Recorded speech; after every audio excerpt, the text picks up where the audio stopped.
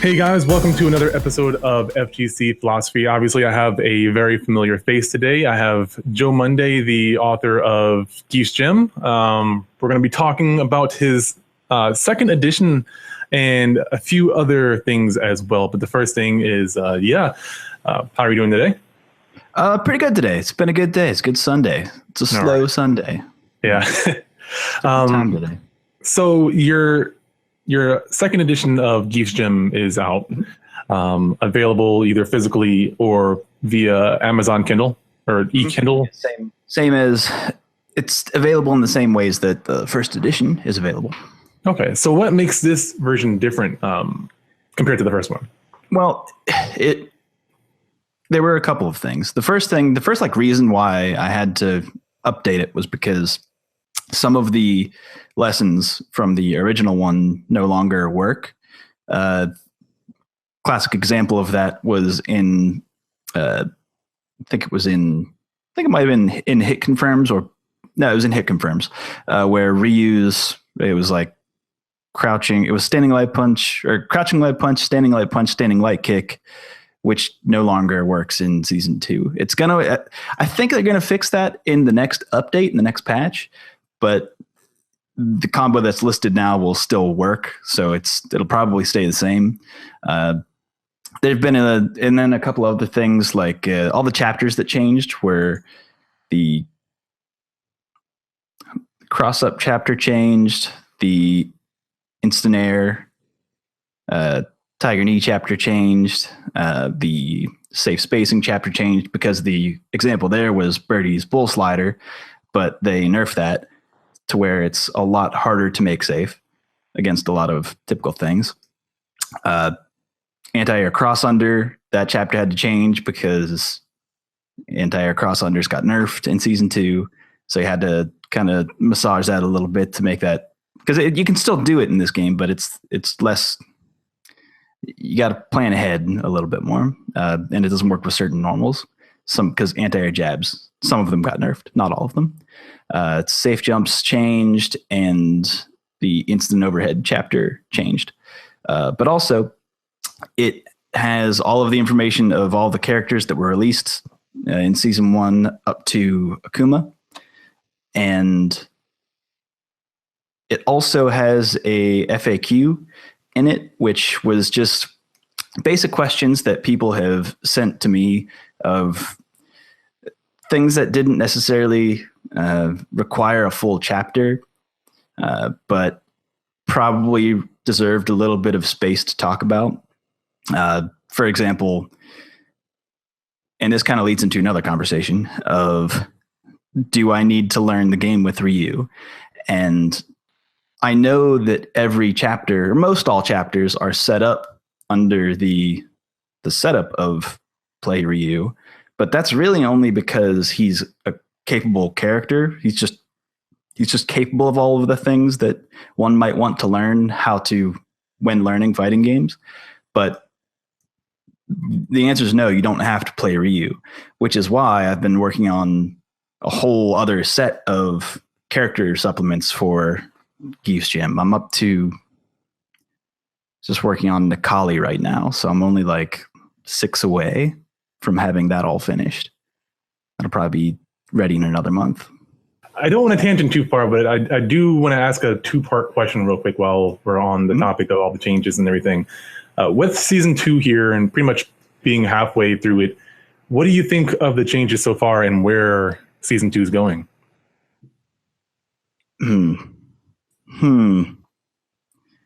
I don't think they changed enough gameplay wise, and then the things that they are changing gameplay wise in this additional patch that's coming up aren't really the right things to be changing in this game. It almost feels as if there's, I don't want to say it's guesswork, but there's just things where, like, why would they do certain things, or why would they update a thing a certain way? Like, why would they nerf the range on Nash's normals in the way that they have? Or why would they only nerf certain anti-air jabs and not others? It didn't feel, and it doesn't feel like a very cohesive change into season 2 based on the feedback that everyone was trying to give them.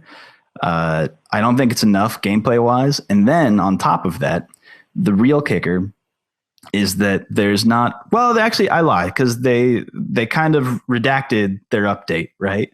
They said, we're going to be ready. And then a week later they were like, oh man, maybe we're not ready.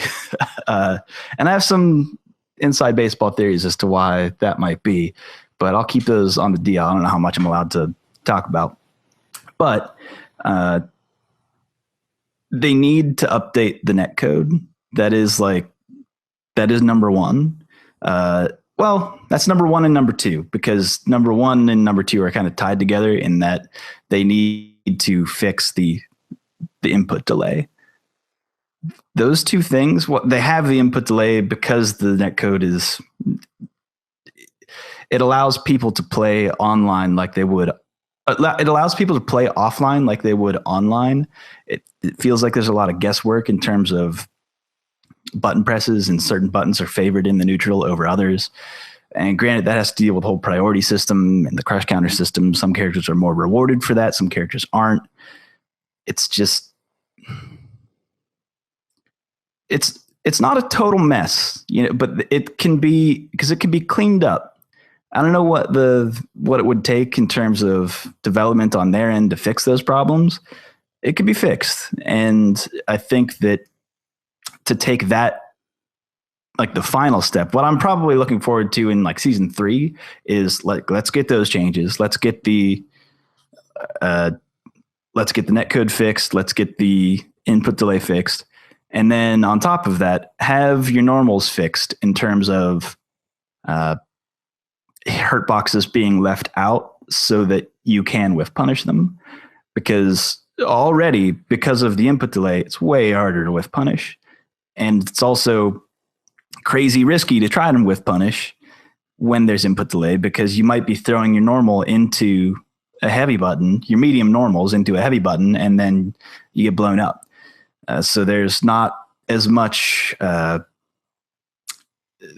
reward for trying to play that way. And if you do that after you fix the input delay, then I think it'll be a more cohesive game. It'll be a little bit better in the neutral than it is currently. Yeah. Yeah. And something I try to keep in mind, like I don't want to humor myself or anything like that, but I also, I think as Capcom fans, many of us are, we want Capcom to be the best that they can be, but also that Street Fighter 4, even though I got in towards the end of it, I've heard this multiple times that, Street Fighter 4 wasn't the great game that it was. Some people don't like it, but for the people who did, it wasn't this great game from vanilla to super or to ultra. So there's still a lot of time to change. There's new characters coming out that are going to release, and they haven't done like a bunch of different packages, which to me is pretty cool that you can buy vanilla Street Fighter 5 right now. And that's not crazy. Yeah, and you can still play it. It doesn't hinder anything. You can play with people who have the characters. It's kind of like DOA in a sense to where you can play the game online. There's no paywall or anything like that. I mean, even games like, I believe, I might be wrong on this one, but the Bungie game that came out, Destiny, I think they did something similar to that where you had to buy to play online or something. I'm not positive, but some people complained about that, which I don't know, whatever. So I like Street Fighter 5. Set of problems. Yeah, it did. That's another conversation. But yeah, I do like Street Fighter. I feel like it was almost a blessing in disguise, because it kind of, I don't want to say it forced me, but I felt like I was more inclined to play other characters outside of Fong because of everyone. Like, I don't care. I don't play characters to top tier characters. I don't pick off a tier list. I have started playing Balrog, but not because of any tier list. I just think he has like the most coolest animations out of any of the characters right now, and really cool combos. But yeah, I think that, I got tired of hearing Fang sucks, he's low tier and whatnot. And I was like, he got nerfed, made it worse. I still play him. I still have a better win ratio with him than any other character. I put the most time into him. But yeah, I think that there are some changes that can be made for the better with the way things are. I liked what Flo talked about. He mentioned in a recent interview that, he goes by the philosophy of don't nerf the weaker characters, or buff the weaker characters, but don't nerf the stronger characters. You know, make I think it was kind of interesting. I don't agree 100%, but he said like make everyone ridiculous rather than like nerfing some of the characters, and I think that's an interesting approach to it. I actually tend to agree with that. Yeah, there's a certain part of that statement that is the more fun way to go. Yes, I've said this in other way and in other places, but it's almost more fun whenever characters are super powerful, because then like, oh man, this character is really powerful, and it's going to be hard for this character to beat this character.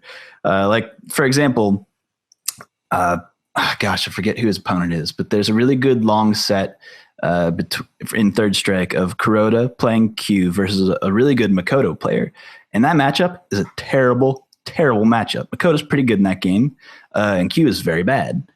But that is one of the most like hype sets. It's a long set, and like every single match, you're on the edge of your seat, being like, "Oh man, he's intentionally walking himself into the corner because that's kind of where he wants to be. So Makoto can't do her super art combos. This is getting intense.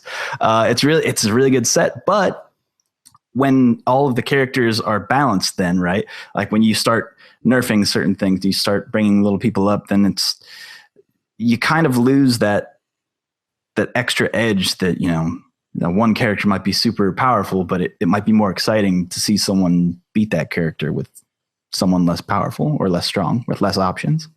Yeah. And from my point of view, because I still am very limited in my skills in fighting games, but I think taking a strong character who people love to watch to play, like all the combos and things that they can do, and actually handicapping that person because of how good they are rather than bringing everyone else up kind of takes away from the viewership of it as well. Because the more you nerf somebody, from my experience, the less interesting they usually become. Like sometimes because they're more limited, you do get creativity as a result. But I don't think when a character is already established and still growing, like taking that away, taking certain tools away, like Nash, I think is a really good example. I loved Infiltration's Nash, and I think like he was rightfully kind of angry. Like I kind of respect Capcom's choices because it is their game, but at the same time, the people who are making the game hype, I don't think it's also smart to kind of disappoint them. And he seems like a pretty chill character, a chill person. So it was really interesting to see. Mm-hmm. I'm not upset with it, but I think that in the future that's something they should do, is try to buff the weaker characters and make them more interesting rather than taking away what the good characters can do. And I think that wraps around to the changes that they've currently made in the game and are going to make in the latest patch. Yeah. I think things like does Cammy necessarily need her normal air throw back? And then to that end, does it need to look like Del Fuerte's propeller tortilla? Like that, why doesn't it just look like it used to be? Or like I think the weird classic example is Zangief's new counter move, which to me is, it feels like it's kind of nonsense in a way that it's supposed to take care of kick moves that hit around, the horizontal moving kick moves that hit around the belt, where he can counter them and it'll deal some damage and some stun, but it doesn't really leave him close. He can't get in because of it. The Oki's not good off of it. So it's just like, oh, you press that button. I have one very specific counter in very specific matchups to take care of this very specific button that you might press. Whereas they could have actually just fixed it by not fixing, but changing the way that his stand hard punch armor works. Because currently I think Karen's example is good, where she can press her standing medium kick and stand heavy kick, and that will cause a counter hit on Gief's standing hard punch instead of him absorbing it, because it hits below that level of wherever his armor is. Even though it's a standing button, it's not a low attack. It just hits low enough on Zangief to where it it isn't affected by the armor. So what if you just coded that in a different way where that fix to me just seems easier, because you're giving yourself, I don't know, maybe that would make Zangief a little too strong. But to code in an entirely new move that only works against very specific cases seems like I'm not a game developer, but it seems like a lot of work for something that there might have been a better solution to. Right. It seems oddly specific for them to incorporate. And like, I don't want to get too far into this, but this is a really fascinating, I want to say phenomenon to me, because they have so many things that they could be working on. They chose to add an air throw to Cammy and chose to add a new move to Zangief. Not even add his green hand, but add a completely new move that I don't think he's ever had in any other version of Street Fighter before. Nope. So why those things instead of so many other things? Like, obviously, with the net code, I think that was an issue they ignored for so long that it's pretty hard to fix at this point, because that should have been something that was addressed early on in like the alpha stages of the game, and somehow it slipped through the cracks for this long, to the point to where they probably have to change a lot of the game, like break the game before it would get fixed, which sucks. But with these updates, it's just like, why did you add that? Why did you choose to put those things in there? It's really fascinating. I hope to see more Zangiefs as a result, and maybe using it in ways that Capcom didn't anticipate, which would be kind of cool. I'd like to see more characters without projectiles, like winning tournaments. I think there's a good amount now, but I would like to see more. Like Balrog's doing a great job, but also Zangief. I'd like to see some Alex's. I think Karin's pretty good up there, but like Justin Wong, I don't think he's won a lot of tournaments with that character. Like, he's gotten close. He's gotten top 8 consistently, but winning tournaments, I haven't seen that in a while. And I would like to see a Zangief in grand finals. Let's put it that way. Yeah, Snake Eyes, come on, you can do it. Oof, do it for America. But yeah, I want to circle back around real quick, because there's something that I personally struggle with, and I think a lot of people do, and I want to pick your brain on this and see if maybe we can help me out, but also help some other people out. And that's around the idea of decision making in specifically Street Fighter V, but I think it translates to a lot of different fighting games. And the struggle that I'm having, I'll try to explain it. Maybe you can diagnose just based off of what I'm saying, but I find that I'm learning Balrog, and it's really interesting to see that, like, I know when a character is doing certain things, but because I'm not used to this character yet, like, you know, with Fong, it's almost automatic with certain things. But even when I'm losing, when I'm playing Fong, for example, I don't know why I lose, because I can do every combo with him. Like, there's no execution issue. With Balrog is different because I have execution issues. So when I'm playing Fong and I face someone that I can't beat, it's like, what decisions am I doing? And this comes to watching your videos, of course, but it's like, what specific things should you be looking for when making a decision? And that has a lot to do with the speed of that decision and in the aftermath of that. So like, how do you start to look to how do you improve your decision making, pretty much? That's always, when you change characters, there's always that moment where you'll think back to a situation that happened in the match where if you were using Fong, you'd say, oh, I would have just done this because that's the answer. Right. Whereas when you play as your different character, you go, there might be a little stumble there. Like, and it could only just be like a moment. And it could be a punish situation where maybe they've left themselves open, just not like super punishable, not like a block DP or anything like that. Or maybe it is a block DP and you have your crush counter, and there might be that second of what's my crush counter combo? And then you do it, but maybe you don't do the optimized damage combo. Maybe you'll just do something maybe you'll just do a crush counter into like a bread and butter, where that's maybe not ideal in a crush counter situation, but you got your damage and you did it. But it was because of that little slight mental stumbling block.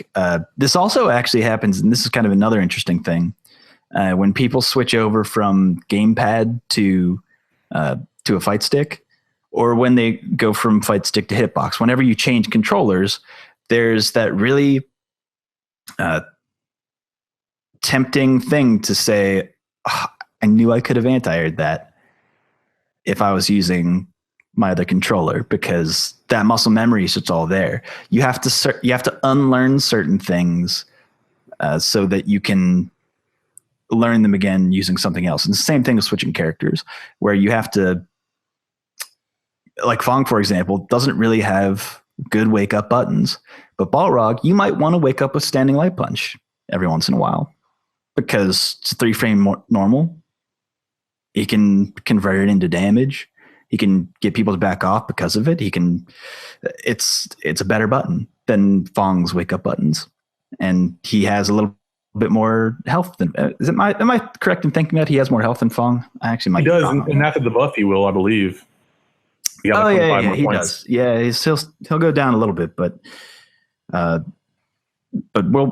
still, like there's still that added layer of learning the character because your options are just different. So you might like back to the punish situation where they might leave themselves a little bit punishable. You'll have that thing in your head. Oh, with Fong, I'll press standing medium kick into a combo.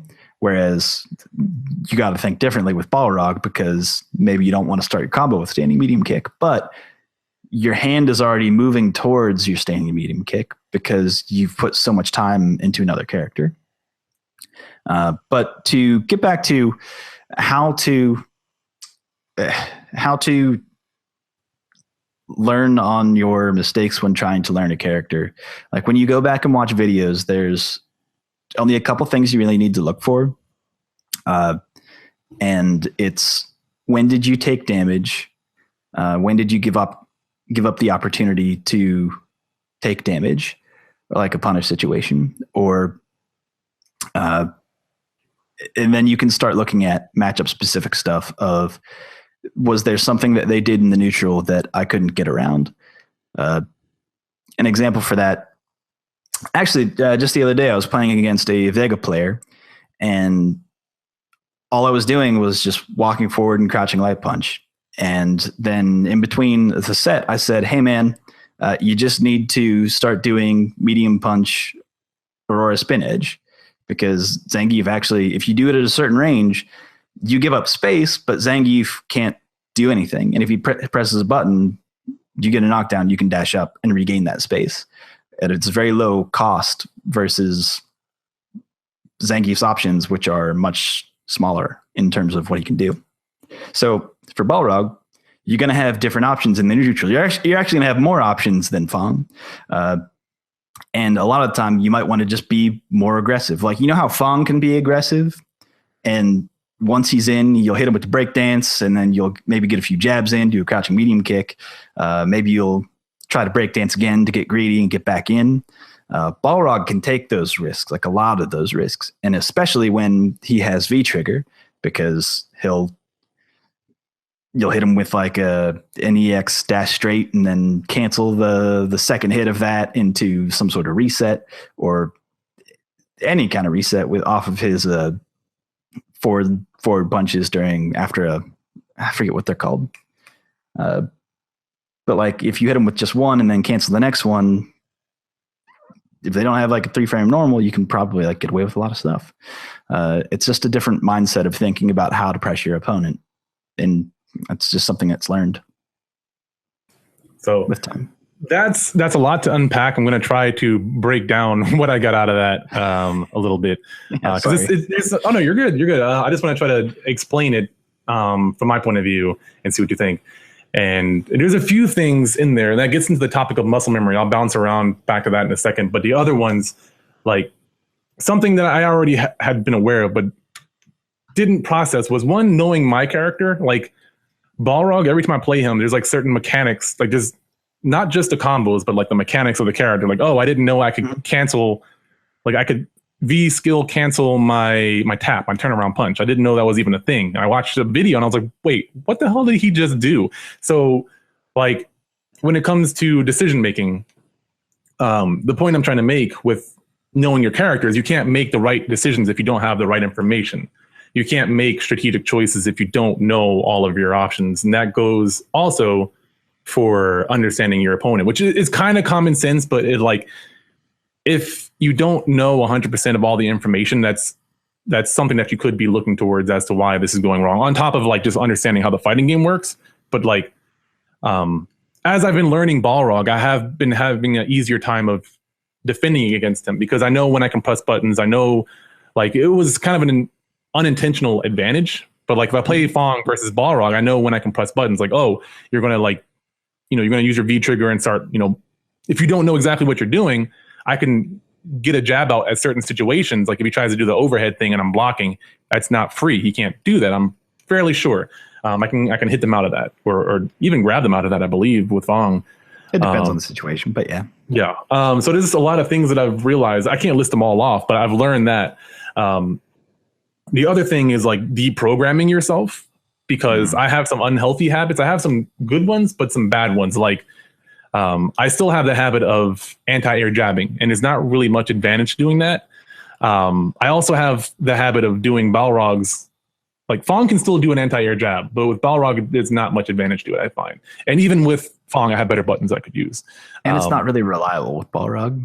Yes, exactly. It's not, but it's muscle memory. Like I do it. Yeah. I thought my reactions were bad as I've been getting older, but my reactions are actually really good. But the programming that I have with those reactions is what's the thing that needs to change. So I have to deprogram, like forget these bad habits and replace them with good ones, like my standing medium punch, which I use the least. I use crouching heavy punch more than I use crouching heavy punch more than I use. Oh, you got to use standing medium punch. It's so much standing medium punch. Of an anti-air. It's so I good. know it, but when that character is in the air, it's like it goes out the window.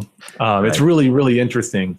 So it's like deprogramming a lot of the things that you've learned. But then the last kind of bit of information was with that muscle memory. I find, and this kind of goes back to my martial arts background again, but the more I learned muscle memory, the more I could make decisions quicker.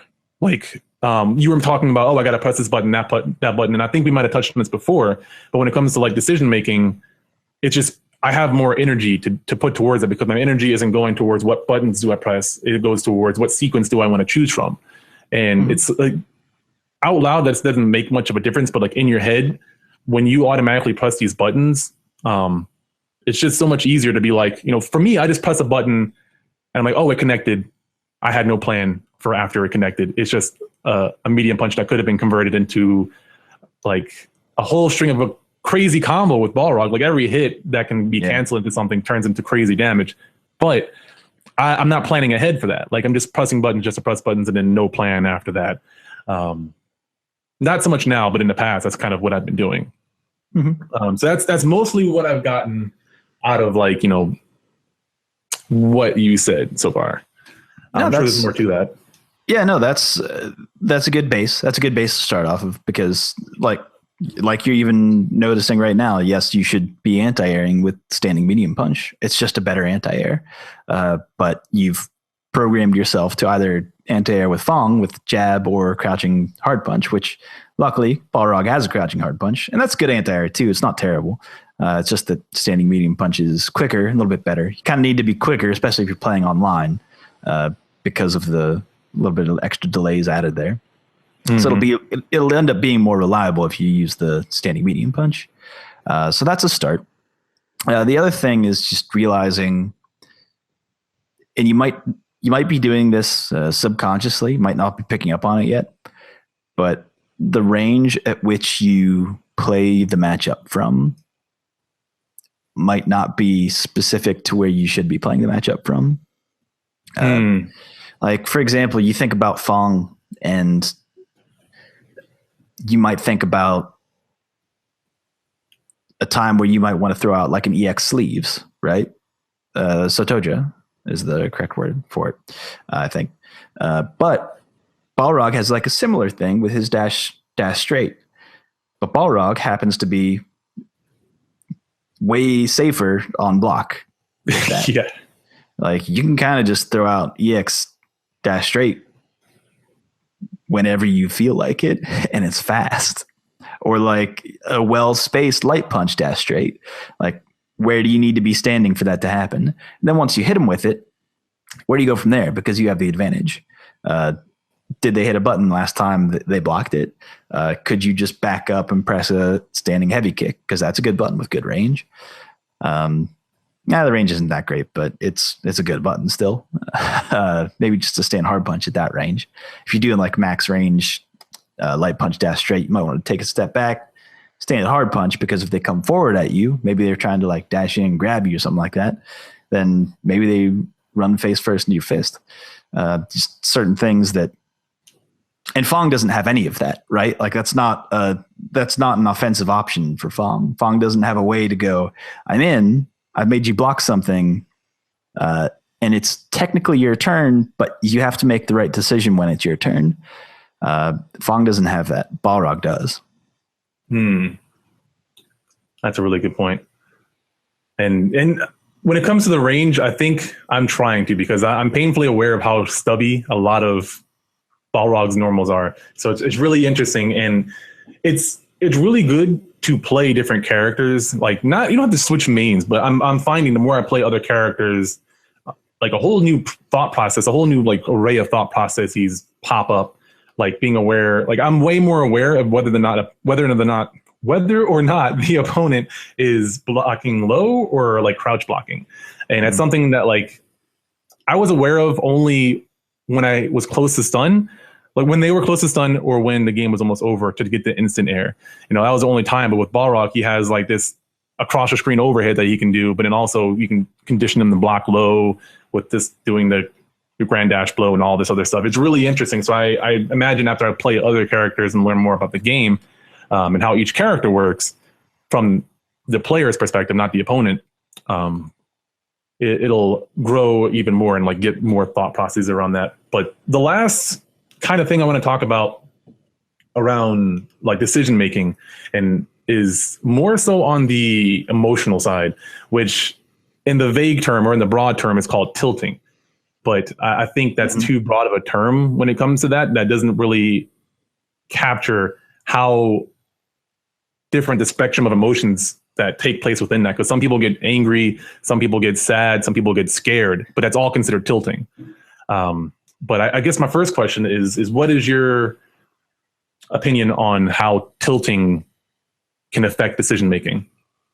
Oh man, this is a good one. Because there's a lot of different ways of which it manifests in other people, and different people go at a different way. I think the most common thing that happens when people tilt is that they just make bad decisions. Things where, because think about, let's put this in terms of gambling, right? With gambling, you could gamble a whole bunch of money away, and you might have like your last $10, and you should probably just like hold on to that money. But then there's probably that little thing in the back of your head says, no, double down right now. Because if you double down right now, you'll double your money, and then you'll have $20. And then that'll be like then you'll start from there, which is why you'll see a lot of people with low life jump at someone else. And then you think, why would you jump? You have no life. It's a huge risk.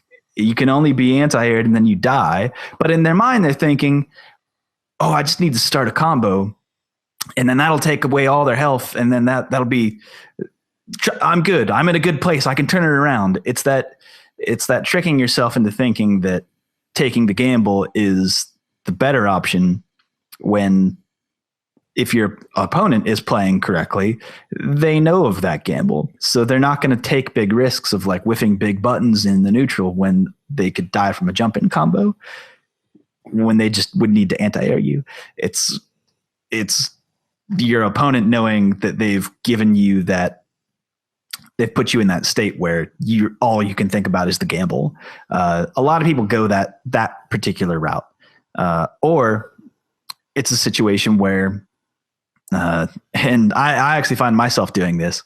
I'll like drop a combo or drop a series of things that I might have intended to go differently. So then in my mind, I'm thinking, okay, I want to land that next. I want to set up that situation again and do that exact same thing, because I have to prove to myself that I can do that thing. Mhm. Like, because I know that I can, but I dropped it. But oh God, I have to prove that I can do it. So then, like, the very next opportunity that presents itself for me to try and do it, I might try and do it. Yeah. And that's when that's what you're thinking about. You're not actually thinking about the match anymore. You're thinking about the specific thing that you wanted to do that actually has no bearing on the game anymore because that moment has passed.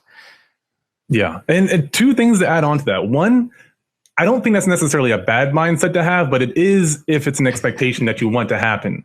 Like, I find sometimes I'll go in trying to do a specific combo but not get upset. But I do have the double down mentality where, like, I missed this combo, I can do this combo. I'm going to ignore every other opportunity until I land this combo. Like, I don't care about anything else. Like, I have to do this. And so I wind up missing a lot of opportunities because I'm only looking for that one specific scenario. And there's so many things that pop up, but like, I know I'm not the only person, but that just, you're just blind to every other scenario except for scoring that, like, whatever it is you want, that jump in or that combo or whatever. And I think when you're just playing casually, I think that's almost fine when you play casually, if you just want to try and set up that situation. But like tournament situation where you only have best 2 out of 3 or best 3 of 5, then you unhealthy. Yeah, it doesn't lead to longevity in your tournament experience. No, I think the inner dialogue that happens is really interesting because, like, I'll call it the salty tilt, where people get angry, and a lot of people have this misconception that angry fighting is smart fighting, but it's not. Like, if someone taunts you or you feel disrespected and it's like, oh, I'm going to show this dude, you wait, I'm going to mess you up. Like, people get into that mindset to where they're like just enraged, but some people, I think it might work for them because they tend to not overthink things, but a lot of other people, just like in fighting, it's smart fighting is not safe. You make a lot of mistakes, and one mistake can just destroy you.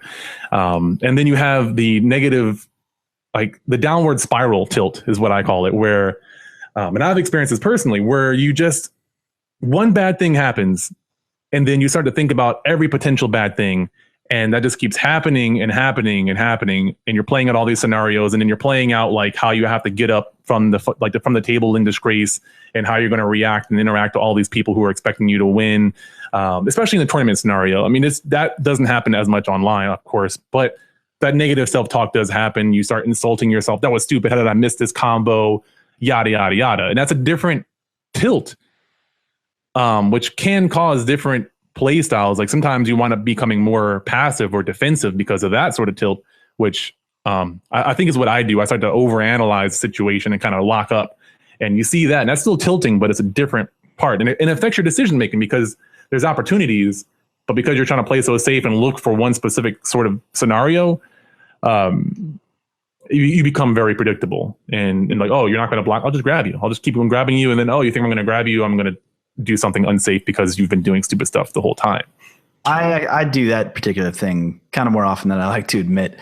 Like, I know if I have V trigger and I'm playing against a character, as I'm Zangief, I'm playing against a character who has a fireball, I specifically have my hand wavering over V trigger, looking for that crouch up, like startup animation for the fireball. And they might just do something dumb like crouch jab and then jump forward, and I've activated V trigger, and I go, yeah, I jumped the gun on that one, didn't I? So that said, how, in your opinion, how can we start to defend against those sort of things, like mentally, from your point of view? What do you think that we can do to start to hinder those decision making during a match? It is extremely difficult to stop that moment of tilt. It's extremely difficult. That takes a crazy amount of self-discipline. It takes a crazy amount of having been in that situation a number of times, to where in your mind you have to overcome that moment in your mind, to where you have to look at it as if it doesn't matter to you. So if, and that's kind of like a weird situation, a weird way to look at it, but that's what makes you make that gamble in the first place of doing something unsafe or making a bad decision or playing in a bad way or playing overly aggressive. Where if you just think, oh, at this moment, I don't need to land that huge combo right now. I could just land a jab right now. Because really in this game, and in any game, this is something that you always have to tell yourself, is that a perfect can happen at any moment. And that's especially true in Street Fighter V, where there's only one specific situation where chip damage can kill you, is if they have critical art. So you have to have that mindset of a perfect can happen at any time, especially if you're Balrog. Get a little jab in there. It can happen at any time. You hit him with the target combo into V trigger, it could be over. It could be over. And a lot of times people, I don't know why, especially with Balrog, people, this is kind of an aside, but they block the first crouching medium kick and then they don't block the second. Oh man, it happens all the time. It happens all the time. And it's like, why? What were you doing in between the target combo? It's not like it's that big a space where you be, never mind. And so during a match, very hard. Again, you need to have that history of it. You need to treat it like it's not a huge deal. You have to be above that situation in order to maintain your composure. But the other thing that's actually more easy, and you see this a lot more often, is the adaptation between sets. And that's just different people take it a different way. And personally, the way that I do it is I just sit back and I think, how did I get myself into that situation? How can I prevent that? And what was I doing what could I change immediately to make sure that I'm not doing that anymore? Or specifically, what is my opponent doing that put me in that situation? Like, for example, like playing a Karen player, I realized, oh man, she's really messing me up because I'm relying on a charged stand hard punch. I might be able to get an uncharged stand hard punch, but stand hard punch is too big of a risk. This person knows what they're doing. I'm going to get punished for it. Her walk speed's too good. So I'll try other things. Maybe I'll just walk forward jab, or maybe she'll think I'm going to stand hard punch and I'll be there to anti-air, or like hit her with the extra special, like Borscht Dynamite, something like hit her with something big time because it was something that I recognized in the previous set. And it's that moment of, because you'll see in tournament people just mashing on the next. I got to get the game. I got to play them next because I got to show them that I can body them. Because I disagree with me losing there. That wasn't right. You get in that mindset. That's when you see people being like, "No, I want back in this." That's the salt. That's where it comes from. But there's some people, the way that they take it is just to go, all right, let's have a moment of reflection. Now I'm ready to play. Or like you'll see the classic, send it back to character select, but then they select the same character again. You go, well, why did they go to character select? And it's just like a moment of clarity to go, okay, let's just get that set out of my head. I know I made some mistakes, but let's go back in the next set and 3-0 this person, just because that it's possible. It's possible in this game, in any game. Yeah. I absolutely agree. And to kind of, I'm gonna try to share some martial arts and life coach information to kind of decipher what you're saying and add on to it a little bit. Starting from one of the last topics, which was reflection. One, in your personal life, like it's really good to just reflect on the whole day and just think about what happened. Not even trying to like rationalize it at first. Just like, okay, list of all the things that happened. Okay, now what did I feel or what did I think, during this time? And then like what happened as a result, like what happened because of my reactions, all this stuff, just doing, just non-judgmental first, just analyzing it without like feeling any pain from the day. If you got pissed off or anything, just watching it. And I think Street Fighter is kind of the same way where, I try to sit there. Sometimes you have to watch your videos. The more skilled you get at something, the easier it is to be able to self-critique yourself, I think. So starting off is really frustrating, but reflecting and getting into the habit of reflecting after a fight, because you can go like 10, 20, 30, 50 matches and not remember a single event from any of those fights. You are getting a little bit of muscle memory, but if you're not reflecting on your actions or the actions of people that were fighting you, you're not getting a lot out of it. That's kind of important when it comes to martial arts, and I think it also to any other competitive sport whatsoever. Mm-hmm. And then something else that's really important that goes along with reflection is centering yourself, and that kind of gets into the whole meditations and Buddha master thing. But I do meditate. I do take it very serious, and I think that with centering yourself, you are able to reflect and you are able to do a lot of these things without judging, because when you're judging a situation, usually emotions are involved. And that's when you're trying to analyze something logically, you don't want to throw in a lot of your emotions, because you're going to filter what you're seeing. You're going to, instead of seeing, oh, I should have expected the wake up DP from this person. He's been doing it already. It's, oh, this person is an asshole. He's cheap. He's a scumbag. He keeps wake up DPing. I should have won this fight. Same scenario, but totally different perspective. And on that topic of like thoughts and stuff, there's an order to how like you react to something when you're getting salty, that you can try to catch it, and doing the other two steps helps you to catch it. But there's an order. It goes, your thoughts control your emotions, and your emotions control your actions.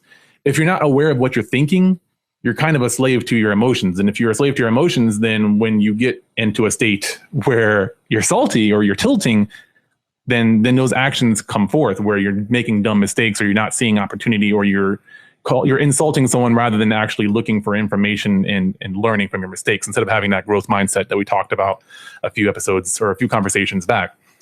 So being aware of what you're thinking, if you're not doing that, there's no way to even center yourself, because you don't know that you're going down, like you're downward spiraling. You don't know that you're being angry. So that's less of a Street Fighter thing and more of a like personal development thing, but doing it and being aware of your thoughts, like outside and inside of fighting games, will help to manage yourself emotionally, at least, and help you to look for better information. I do this a lot more outside of Street Fighter than I do within Street Fighter, but I think I'm telling myself just as much as I'm telling everybody else as well. But I think those are things when it comes to tilting that have been very helpful outside of it. And I'm utilizing that as I learn, and it's been very helpful. Yeah, no, that's a good process. I like thinking. I'm just now kind of thinking about it that way of, yeah, that's probably the right way to look at it. Probably the right way to start. The easiest way to self-recognize when you're not thinking. I like that. Yeah. I tell this to myself regularly, so it's like always in my head when I catch somebody else. I can't help it. I mean, I love psychology. I love this kind of stuff. So when it comes to like behavioral patterns and stuff like that, I analyze that more than I analyze Street Fighter. It's a weird thing, but that's just something I wanted to share because, again, I want to see the FGC grow inside and outside of the ring. So I try to drop as much knowledge as I can without sounding too preachy, more helpful.